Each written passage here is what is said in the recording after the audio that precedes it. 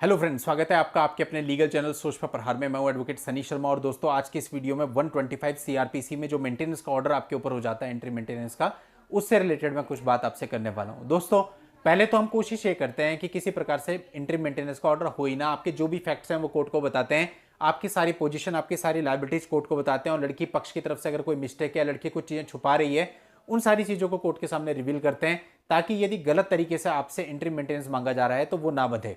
लेकिन दोस्तों, चूंकि प्रैक्टिस में ऐसा है कि आजकल जो लोअर कोर्ट्स हैं वो मेंटेनेंस का ऑर्डर कर ही देती हैं और कहती हैं कि जो भी आपको साबित करना है उसके बाद आप एविडेंस में अपनी चीजों को लेकर के आइएगा। तो ऐसे में लड़का कई बार फंस जाता है। कई बार ऐसा होता है लड़की ने कोई क्राइम कंडक्ट किया होता है, मींस उसने सेकंड मैरिज विदाउट डाइवोर्स कर लिया होता है, और उसके बावजूद भी उसका मेंटेनेंस बन जाता है। ऐसा प्रैक्टिकली मैं देख चुका हूं कोर्ट में।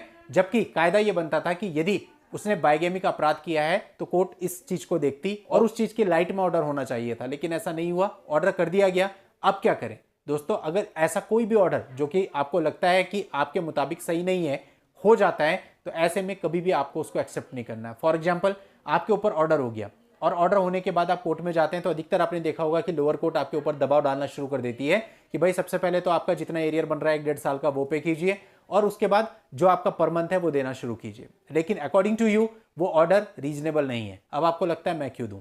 तो दोस्तों, ऐसे में आपको सबसे पहले करना चाहिए कि जब भी आपका ऑर्डर होता है तो आपको उस ऑर्डर की एक सर्टिफाइड कॉपी निकलवा लेनी है। और दोस्तों, जो भी आपकी नेक्स्ट डेट होती है, एक दो डेट आपको स्किप कर देनी है, ताकि आपको टाइम मिल जाए उस ऑर्डर को चैलेंज करने के लिए। क्योंकि अगर आप उस ऑर्डर के होने के बाद अगली डेट पे कोर्ट में जाते हैं तो कोर्ट एकदम से आपको कहेगी कि आप इसे जमा कराओ। लेकिन चूंकि आप इसकी अपील में जा रहे होते हैं, तो मेरे हिसाब से थोड़ा सा आपको टाइम लेना चाहिए लोअर कोर्ट से, और उस अवधि में आपको ये सर्टिफाइड कॉपी के साथ एक बढ़िया सी अपील बना करके हाई कोर्ट में डाल देनी चाहिए। इस ऑर्डर के खिलाफ 30 डेज के अंदर अंदर आपको अपील फाइल करनी होती है कि ये ऑर्डर गलत हुआ है, और वहां पर जो भी आपके वकील साहब होंगे वो पूरे तरीके से पूरे मामले को देख के आपको अच्छे तरीके से अगर प्रेजेंट कर देते हैं, तो जो ऑर्डर है वो आपके फेवर में हो जाएगा। यानी अगर एक अनरीजनेबल ऑर्डर है तो वो रीजनेबल हो सकता है। बट अगर हम 30 डेज में कोई एक्शन नहीं लेते हैं और आपका जो टाइम पीरियड है वो बीत जाता है, उस टाइम पीरियड के बीतने के काफी दिनों के बाद आपको याद आता है कि मैं इसे चैलेंज करूं, और यदि आप इनएक्टिव रहते हैं, तो ऐसे केस में फिर आपको बहुत मुसीबतों का सामना करना पड़ सकता है। ऐसे कई सारे केस हमने देखे हैं जो ऑर्डर बहुत ही अनरीजनेबल है,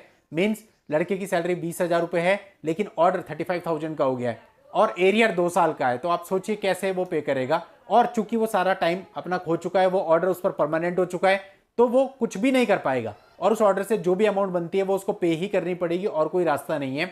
तो ऐसा आपके साथ ना हो, इसके लिए जरूरी है कि विद इन 30 डेज आपको इस ऑर्डर को चैलेंज कर देना, और कोशिश करना है लोअर कोर्ट की प्रोसीडिंग पे स्टे लेने की, और जितना जल्दी हो उस अपील को आपको फाइनलाइज करा के जो भी उसका ऑर्डर होता है उसको आपको अपनी लोअर कोर्ट में प्रेजेंट करना है, ताकि आप जो आपकी नई अमाउंट हाई कोर्ट ने तय करी है उसके अकॉर्डिंग ही आपको मेंटेनेंस बंधे। और दोस्तों, कई बार होता है कि हम हाई कोर्ट के डिसीजन से भी सेटिस्फाई नहीं होते, तो हमको माननीय सुप्रीम कोर्ट में जाना चाहिए। अब दोस्तों, कई लोग कहेंगे कि इन सारी प्रोसेस में तो काफी पैसा लग जाता है। दोस्तों, बिल्कुल आपकी बात सही है, लेकिन हमारे पास कोई चारा भी तो नहीं है, मरता क्या ना करता वो वाली बात है, इसलिए आपको जाना ही पड़ता है। और दोस्तों, ऐसा है, अगर आप हाई कोर्ट में या माननीय सुप्रीम कोर्ट में जाकर के कुछ पैसा खर्च कर भी देते हैं, तो दोस्तों अगर आपका ऑर्डर रीजनेबल हो जाता है, तो वो पूरा का पूरा जो पैसा है जो आपने वहां पे लगाया है वो केवल आपका कुछ ही महीनों में कवर हो जाएगा।